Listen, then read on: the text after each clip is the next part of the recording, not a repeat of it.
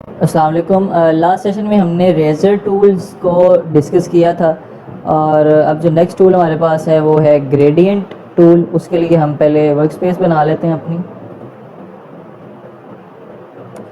यहाँ पर हमने वर्क स्पेस क्रिएट कर ली है और हमारे पास ये टूल है, ये ग्रेडियंट टूल है।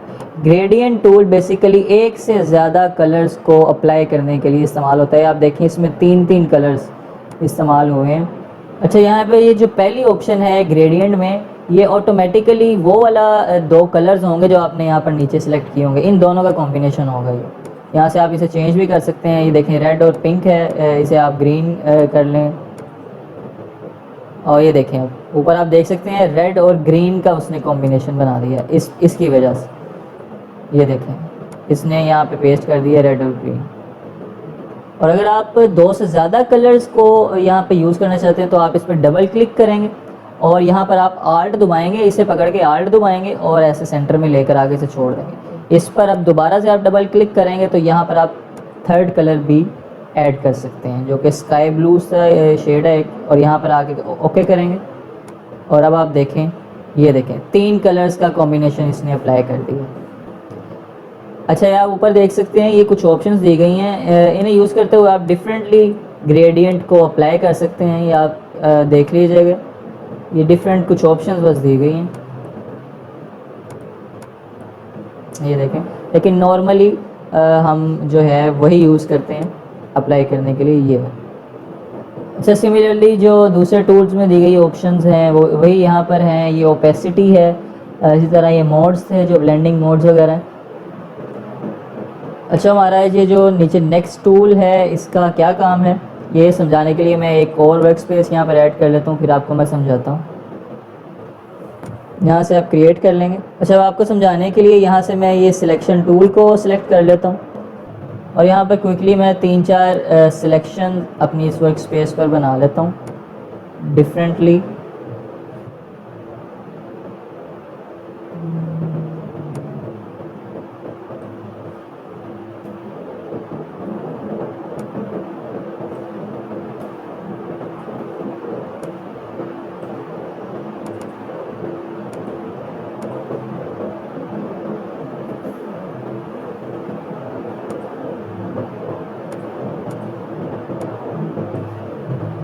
तो ये हमने वर्क स्पेस बना ली थी डिफरेंट सिलेक्शंस करके। यहाँ से अब हम अपने टूल की तरफ आएंगे। पेंट बकेट टूल है और इसमें जो भी कलर सिलेक्टेड होगा, ये जैसे यहाँ पर ब्लू हमने सेलेक्ट किया है तो ये जिस कलर पे हम क्लिक करेंगे उसे उसमें कन्वर्ट कर देगा। ये देखें ब्लू है, इसे हम डिफरेंट कर लेते हैं।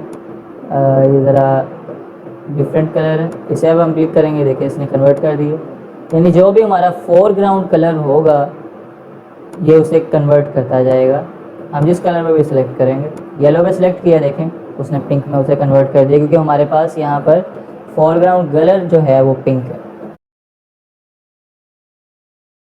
टूल को डिस्कस करने से पहले हम अपनी यहाँ पर वर्क स्पेस जो है वो ऐड कर लेंगे एज़ यूजुअल और यहाँ से हम इमेज एक ऐड कर लेते हैं और ये फ़ोटोशॉप इसके मुताबिक हमें, आपको पता है कि वर्क स्पेस भी प्रोवाइड कर देती है।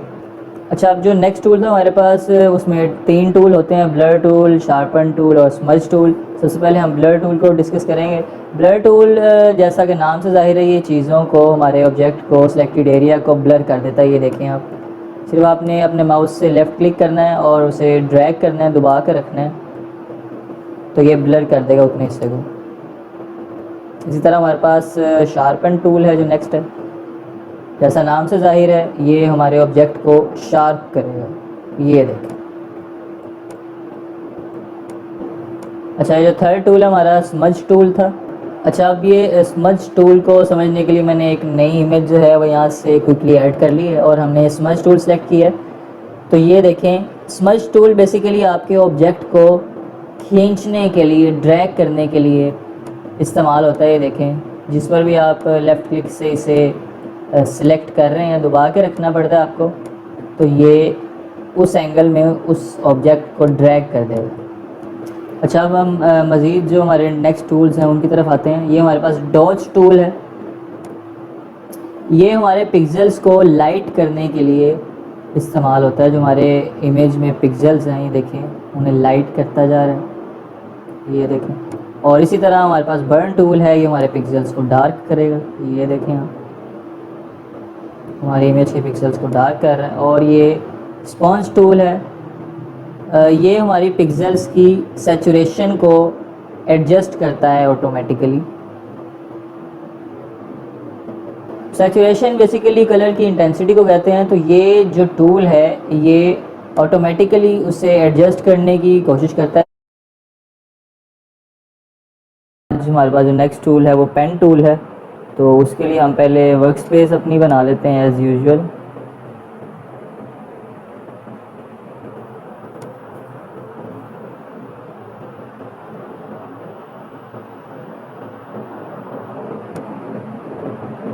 तो आज जो हम टूल डिस्कस करना है वो पेन टूल है।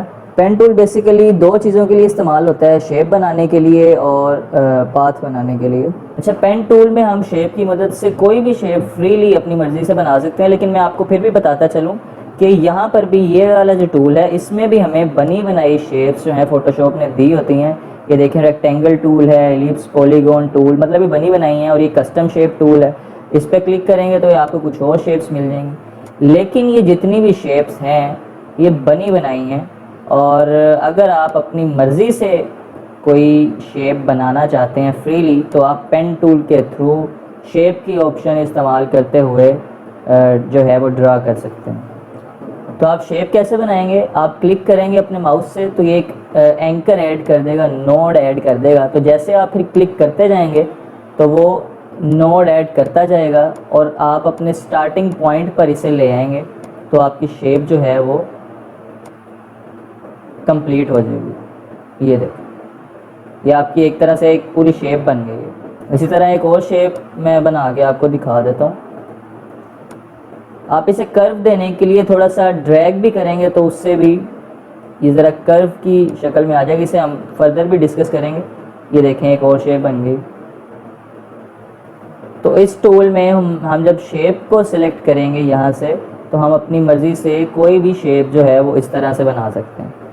अच्छा, शेप्स तो हमें फ़ोटोशॉप ने भी बहुत सी बिल्ट इन दी होती हैं, तो हमें पेन टूल की इतनी ख़ास ज़रूरत नहीं पड़ती कोई भी शेप बनाने के लिए। पेन टूल का जो बेसिक यूज़ है वो है सिलेक्शन। अपनी मर्ज़ी की एक्यूरेट किस्म की सिलेक्शन करने के लिए हम पेन टूल को यूज़ करते हैं, और अभी हम करेंगे भी, आपको दिखाएंगे भी। तो उसके लिए मैं एक यहाँ से इमेज को ड्रैग कर लेता हूँ आपको समझाने के लिए। ये न्यू टैब में मैंने इमेज ऐड कर दी। तो अब हम पेन टूल को यूज़ करते हुए अपनी इस पिक्चर में से इस लेमन को सिलेक्ट करेंगे और इसकी अलहदा से एक लेयर बनाएंगे। मैं आपको साथ तरीका भी इसका बता देता हूँ, कुछ अहम चीज़ें हैं वो भी डिस्कस कर लूँगा कि हम किसी भी इमेज में से कोई इस तरह से सिलेक्शन पेन टूल को यूज़ करते हुए किस तरह कर सकते हैं। तो सिलेक्शन के लिए आप सबसे पहले यहाँ पर शेप को पाथ में कन्वर्ट कर देंगे, पाथ सिलेक्ट कर देंगे यहाँ से।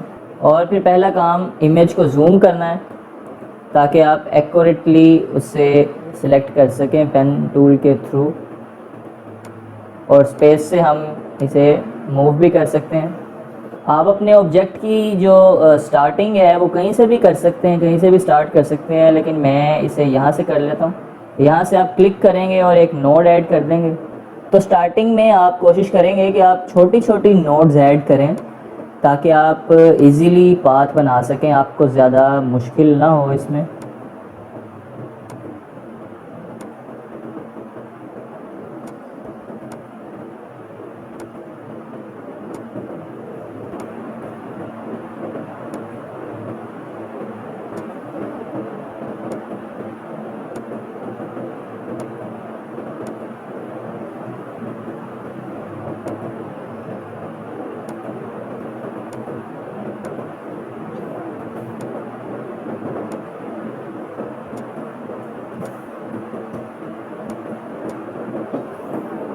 अच्छा, फ़िलहाल तो मैंने छोटी छोटी नोड्स ऐड की थी और मुझे कर्व बनाने की ज़रूरत नहीं पड़ी, लेकिन आपको जब भी कर्व बनाने की ज़रूरत पड़ेगी, देखें अब यहाँ पर एक कर्व आ गई है, तो आप क्लिक करेंगे और उस नोड को आप ड्रैग करेंगे।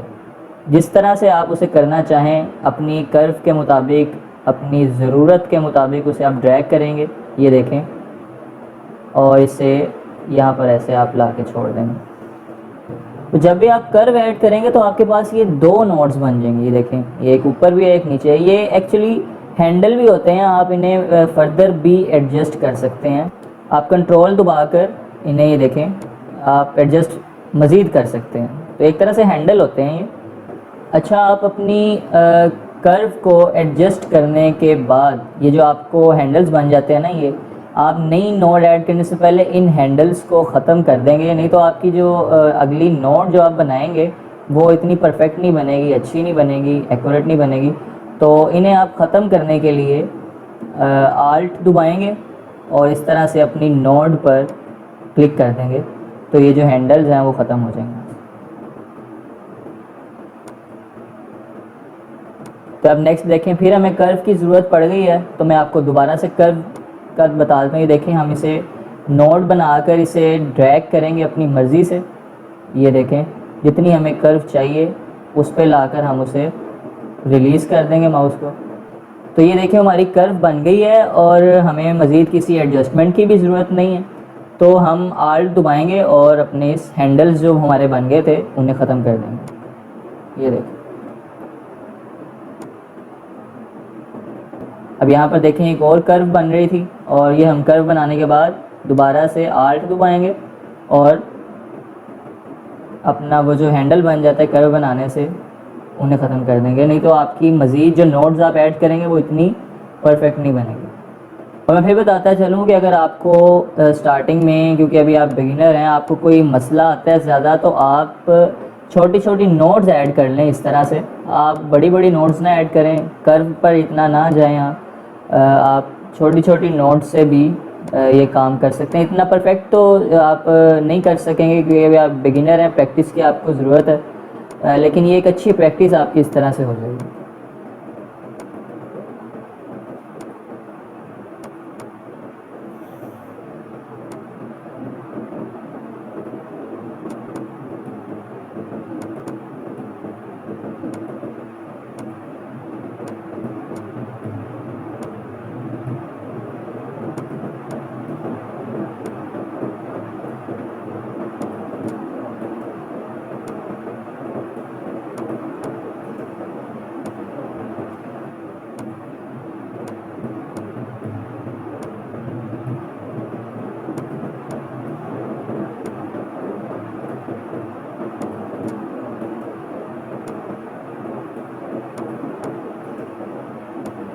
अच्छा, एक और हम बात बताते चलूँ कि अगर आप नोट करते हुए कोई गलती से, जैसे यहाँ पर मैंने आपको समझाने के लिए एक मतलब गलत नोड आप ऐड कर लेते हैं, तो आप उससे एडजस्ट करने के लिए कंट्रोल का बटन दबाकर आप उसे री एडजस्ट कर सकते हैं। ये देखें, फिर अपनी मर्ज़ी से उसे आप रिलीज़ कर देंगे।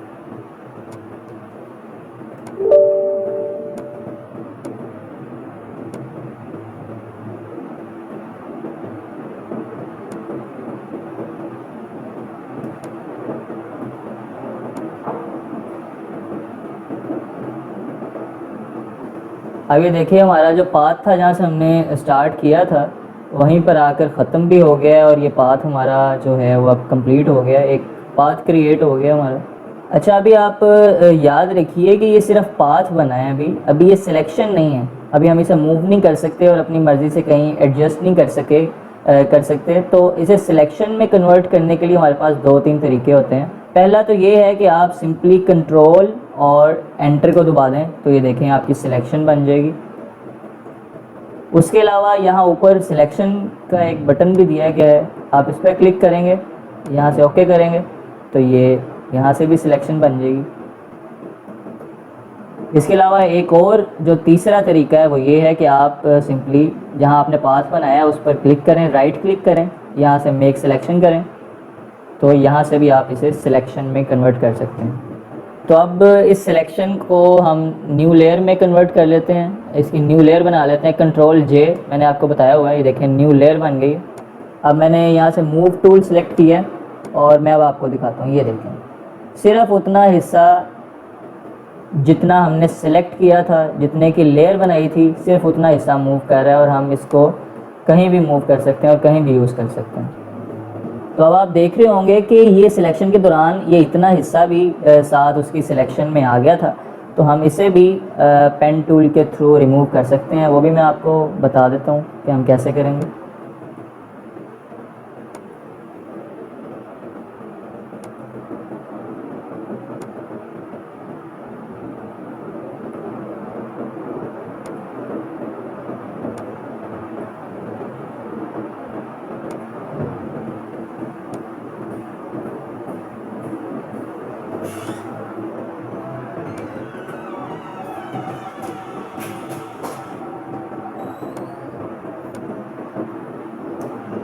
तो हमने पेन टूल से जो हिस्सा हमें नहीं चाहिए था उसे सेलेक्ट कर लिया है, क्योंकि हम लेयर 1 में हैं, अपनी न्यू लेयर में हैं। तो इसमें हमने इतना हिस्सा सेलेक्ट करके डिलीट करेंगे, डिलीट का बटन दबाएंगे तो ये देखें उतना हिस्सा हमारे पास से उस लेयर में से, न्यू लेयर में से डिलीट हो चुका है। क्योंकि अब हमारा जो हिस्सा हमने डिलीट करना था वो डिलीट हो चुका है, तो अब हमें इस सिलेक्शन की ज़रूरत नहीं है। इसे डीसिलेक्ट करने के लिए कंट्रोल डी दबाएंगे। मैंने आपको बताया हुआ है डीसिलेक्ट करने का तरीका। कंट्रोल डी से आप डीसिलेक्ट कर देंगे। तो इस तरह से हमने अपने न्यू लेयर में कन्वर्ट कर दी है। पेन टूल के थ्रू हमने सेलेक्ट किया था अपने ऑब्जेक्ट को एक इमेज में से, और वो अब न्यू लेयर में कन्वर्ट हो चुका है और हम उसे फ्रीली मूव कर सकते हैं। तो अब जैसा कि ये ऑब्जेक्ट जो हमने सेलेक्ट किया था एक न्यू लेयर में बन चुका है, तो हम इसे किसी और इमेज में भी ऐड कर सकते हैं। और उसके लिए मैं यहाँ से एक इमेज भी ऐड कर लेता हूँ और आपको दिखा देता हूँ।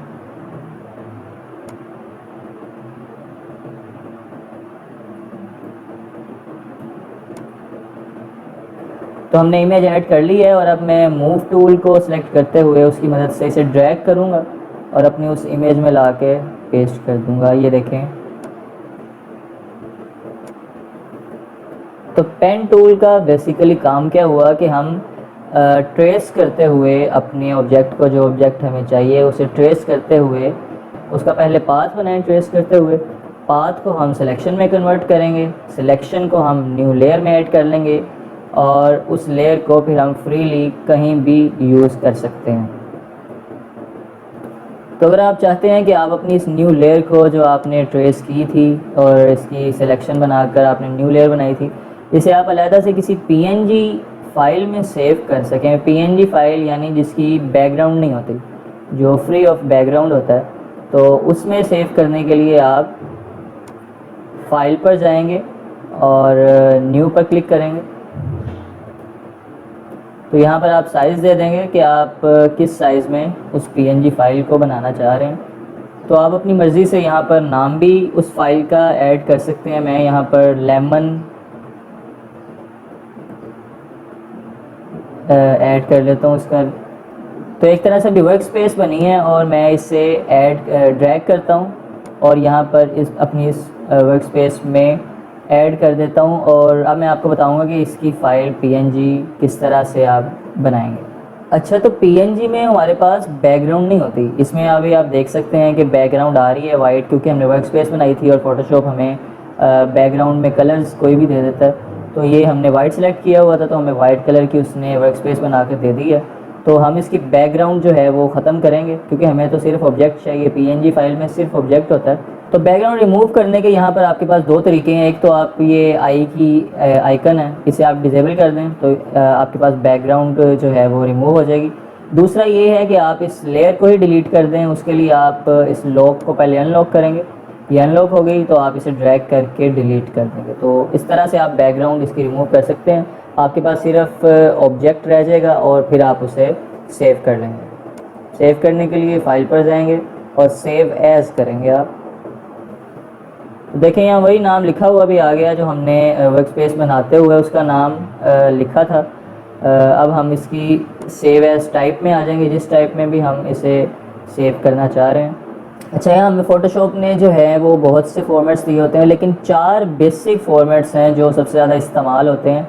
उसमें सबसे पहले तो फ़ोटोशॉप का अपना फॉर्मेट है, यानी आप इसमें फ़ाइल सेव करेंगे तो आप इसे दोबारा भी एडिट कर सकते हैं। आप जब भी इसे ओपन करेंगे तो ये फ़ोटोशॉप के फॉर्मेट में ओपन होगी और आप उसमें कोई भी चेंजिंग जो है वो इजीली कर सकते हैं। यानी आपने जब फाइल बनाई थी तो उसमें बहुत सी लेयर्स ऐड की थी, तो जब आप उसे फ़ोटोशॉप के फॉर्मेट में सेव करेंगे और दोबारा ओपन करेंगे तो एज इट इज़ ओपन हो जाएगी, यानी लेयर्स वहीं की वहीं रहेंगी। जो भी आपने चेंजिंग्स वगैरह की थी वो उसी तरह से आपके सामने फ़ोटोशॉप जो है वो प्रेजेंट कर देगा, तो आप उसमें फ़र्दर भी चेंजिंग कर सकते हैं। इसके अलावा हमारे पास जेपीजी फॉर्मेट होता है। जेपीजी बेसिकली इमेज का फॉर्मेट होता है, यानी अगर आप फ़ोटोशॉप पे कोई भी इमेज बनाते हैं, कोई कुछ भी एडिट करते हैं, तो उसमें जितनी भी आप लेयर्स बनाते हैं वो जेपीजी फॉर्मेट में सारी लेयर्स इकट्ठी होकर एक इमेज बन जाती हैं। और इसके अलावा ये पीडीएफ होता है, तो पीडीएफ की इस फॉर्मेट से आपकी जो फाइल है, जो डिज़ाइन है, वो पीडीएफ में सेव कर देगा और आप उसे फर्दर अपनी वेबसाइट पर भी यूज़ कर सकते हैं। तो लास्ट जो हमारे पास इम्पोर्टेंट फॉर्मेट है वो पीएनजी का होता है। और पीएनजी यानी अभी हमने जो इमेज बनाई थी उसका हमने बैकग्राउंड रिमूव कर दिया था, तो हम उसे पीएनजी के फॉर्मेट में सेव करेंगे। हमने पीएनजी सेलेक्ट कर लिया और आगे से हम लोकेशन सेलेक्ट कर लेंगे।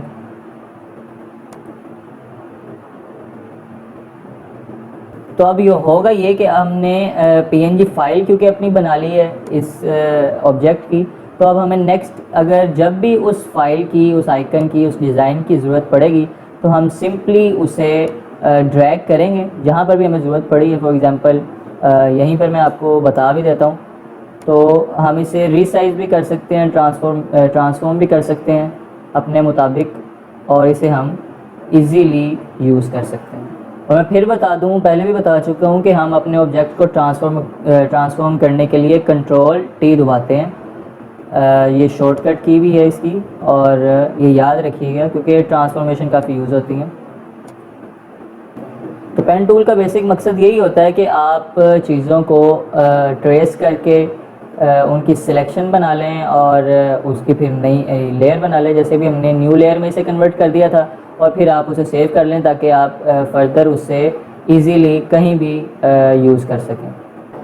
तो आज के सेशन में हमने पेन टूल ही डिस्कस करना था। ये बहुत इंपॉर्टेंट टूल है और इसे हम फर्दर भी डिस्कस करेंगे जब हम वेबसाइट के लिए बैनर्स वगैरह बनाएंगे या सोशल मीडिया पोस्ट बनाएंगे, तब भी हमें पेन टूल की बहुत ज़रूरत पड़ेगी और हम इसे तब भी आपको प्रैक्टिकली करके दिखाएंगे कि हम पेन टूल को किस तरह यूज़ करते हैं। तब तक आप इसकी प्रैक्टिस करते रहें। ये बहुत इंपॉर्टेंट टूल है और हमारे ये बहुत काम आने वाला है। अल्लाह हाफिज़।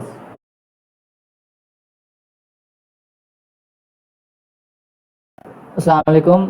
आज के सेशन में हम एक और इम्पॉर्टेंट टॉपिक को डिस्कस करेंगे जिससे हम रिफ़ाइन एजेस कहते हैं। तो रिफ़ाइन एजेस बेसिकली होता है कि जब भी हम किसी भी सिलेक्शन टूल से, फॉर एग्जांपल पेन टूल से हम कोई सिलेक्शन बनाते हैं, तो उसकी एजेस को फाइन करने के लिए, यानी रिफ़ाइन करने के लिए, स्मूथ करने के लिए हम रिफ़ाइन एजेस को कंसिडर करते हैं।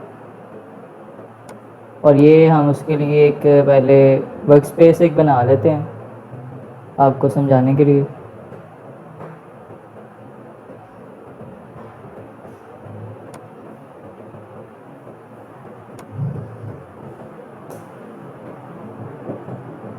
ये एक वर्क स्पेस आ गई आपके सामने, और यहाँ से हम ये एक इमेज एक कॉपी कर लेते हैं और यहाँ पर ले आएंगे। कंट्रोल टी से इसे ट्रांसफॉर्म कर लिया हमने और ये इस तरह से आपके सामने आ गई। तो जैसा कि आपको पता है कि जो ऊपर तीन टूल हैं, ये हमने डिस्कस भी किए थे, ये तीनों टूल्स सिलेक्शन के लिए इस्तेमाल होते हैं। तो ये टूल्स में आप देखें, यहाँ पर एक ऑप्शन दी गई होती है जिसके नीचे लिखा भी है क्रिएट और रिफाइन अ सिलेक्शन। ऊपर लिखा है सेलेक्ट एंड मास्क और नीचे इसकी आ रही है क्रिएट और रिफाइन अ सिलेक्शन। ये तीनों आपके जो सिलेक्शन टूल्स हैं उसमें आपको ऑप्शन दी गई होती है। अच्छा, लेकिन जब हम ये पेन टूल सेलेक्ट करते हैं तो देखें इसमें ये वाली ऑप्शन नहीं हमें इसने दी हुई। तो पेन टूल में ये ऑप्शन क्यों नहीं आ रही, उसकी वजह मैं आपको बता देता हूँ। क्योंकि हम पेन टूल को यूज़ करते हैं पाथ बनाने के लिए, उसके बाद हम कंट्रोल एंटर से उसकी सिलेक्शन क्रिएट करते हैं। बेसिक उसका काम जो है वो पाथ बनाना ही है, इस वजह से वहाँ पर ये वाली ऑप्शन इनेबल नहीं होती। तो अब ये मैं बैकग्राउंड लेयर जो है ये इसका कलर मैं ब्लैक कर देता हूँ पीछे से, और दोबारा मैं ऊपर वाली लेयर को अब सेलेक्ट कर लेता हूँ।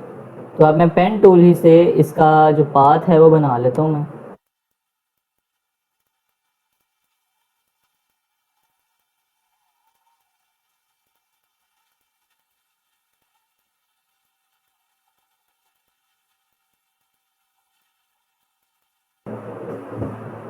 तो ये हमने इसका एक पाथ जो है वो बना लिया और हम इसे अब कंट्रोल एंटर से ये अब इसकी सिलेक्शन बन गई। अच्छा, इस टाइम हमने ऑब्जेक्ट का पाथ बना के उसे सेलेक्ट कर लिया है, तो मैं कंट्रोल शिफ्ट आई से इसे इन्वर्ट कर लेता हूँ, यानी अब पहले ऑब्जेक्ट सेलेक्ट था, अब इसकी बैकग्राउंड जो है या जो पिछला हिस्सा है वो अब सिलेक्ट हो जाएगा। अच्छा, मैं आपको ये ज़रा जूम करके दिखाता हूँ इसकी एजेस, जो मैं आपको समझाना चाह रहा हूँ, जो आज के लेक्चर का, आज के सेशन का टॉपिक है, कि आप इसकी एजेस देखिएगा कि ये इतनी स्मूथ नहीं है अभी, क्योंकि हमने इसे ड्रा करना होता है तो कोई ना कोई कमी बेशी उसमें मैन्युअली ट्रेस करने में रह जाती है। तो आप इसकी एजेस देख रहे होंगे इतनी रिफाइन नहीं है। तो हम मूव टूल सेलेक्ट करेंगे और उसके बाद ये जो लेयर है इसमें इमेज पे क्लिक करेंगे, हम कंट्रोल दबाकर इस इमेज पर लेफ़्ट क्लिक करेंगे माउस से।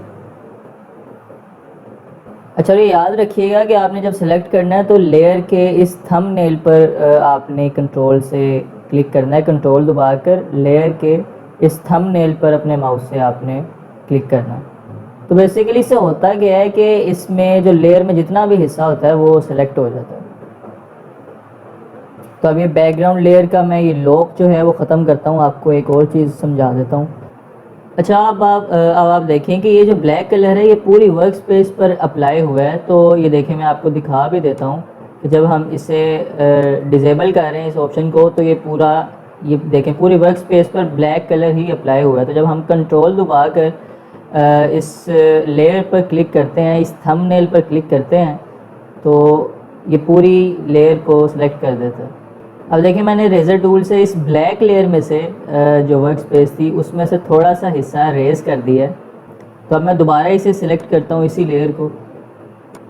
ये देखिए, कंट्रोल से मैंने उसे सिलेक्ट किया है, तो अब देखें वो उतना हिस्सा, सिर्फ उसने उतना हिस्सा ही सिलेक्ट किया है जिसमें ब्लैक कलर अप्लाई हुआ है। तो बेसिकली हम कंट्रोल दबाकर जब लेयर के थंबनेल पर क्लिक करते हैं तो उसमें जितना भी ऑब्जेक्ट बना होता है वो उसे सिलेक्ट कर लेता है। तो अब दोबारा से मैं कंट्रोल दबाकर इसके थंबनेल पर क्लिक करता हूँ, तो ये देखें इसने एप्पल को सिलेक्ट कर लिया, क्योंकि ऊपर वाली लेयर में सिर्फ एप्पल ही है। जैसा मैंने आपको पहले भी बताया था कि पेन टूल में हमारे पास रिफाइन एजेस वाली जो ऑप्शन है वो नहीं होती, वो आपको इन 3 टूल्स में ही मिलेगी। तो इन तीनों में से मैं कोई भी सिलेक्ट कर लेता हूँ। ये देखें, यहाँ पर ये ऑप्शन आ गई है।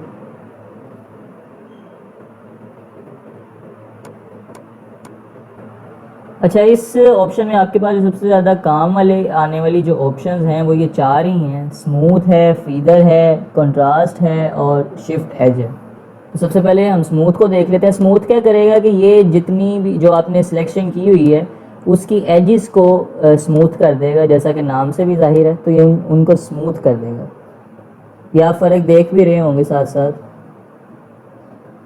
और ये जो 7 ऑप्शन है, नेक्स्ट ऑप्शन फीदर, ये क्या करेगा, ये बेसिकली उसको, उसके एजेस को सॉफ्ट कर देगा। ये देखिए, आप इसे आप अपनी मर्ज़ी से कम और ज़्यादा कर सकते हैं जितना आपको चाहिए।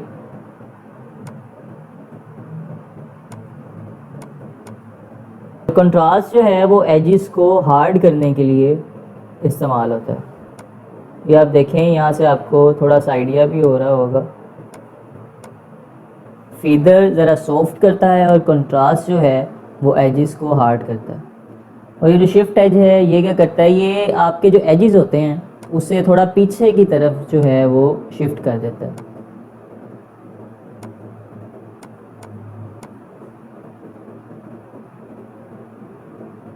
तो आप इनको 1 बाय 1 खुद भी ट्राई कर सकते हैं, ताकि आपको भी ज़रा आइडिया हो जाए कि किस तरह से वर्क करते हैं। क्योंकि जब तक आप कोई भी टूल जो है वो खुद यूज़ नहीं करेंगे तब तक आपको अच्छी तरह से आइडिया नहीं होगा और आप उसे अच्छी तरह से यूटिलाइज़ नहीं कर पाएंगे। सो प्रैक्टिस करते रहें, हर टूल की बार बार प्रैक्टिस करें ताकि आप इजीली इस पर कमांड हासिल कर सकें।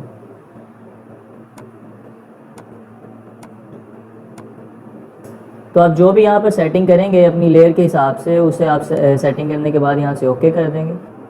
ओके करने के बाद आप कंट्रोल शिफ्ट आई करेंगे और उसे इन्वर्ट कर देंगे। अच्छा, ये जो भी हमने साइडें, जो इसकी साइड्स थी, एजेस थी, जो हमने रिफ़ाइन की हैं वो उसने हमें सेलेक्ट करके दे दी थी। तो हमने कंट्रोल शिफ्ट आई से उसकी सिलेक्शन को जो है वो उल्टा कर दिया था और फिर उसे डिलीट कर दिया।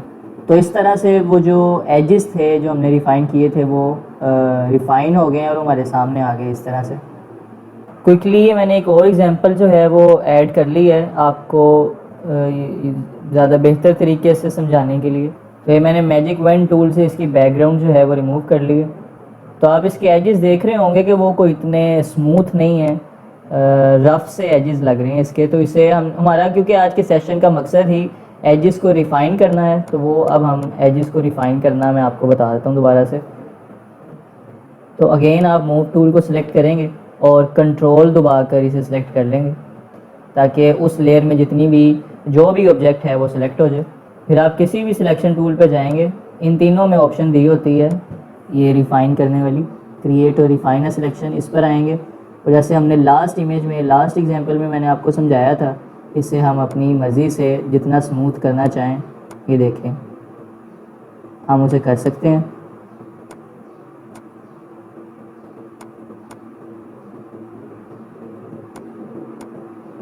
तो मैं आपको फिर बताता चलूँ कि हर इमेज के पिक्सल जो है वो डिफरेंट होते हैं।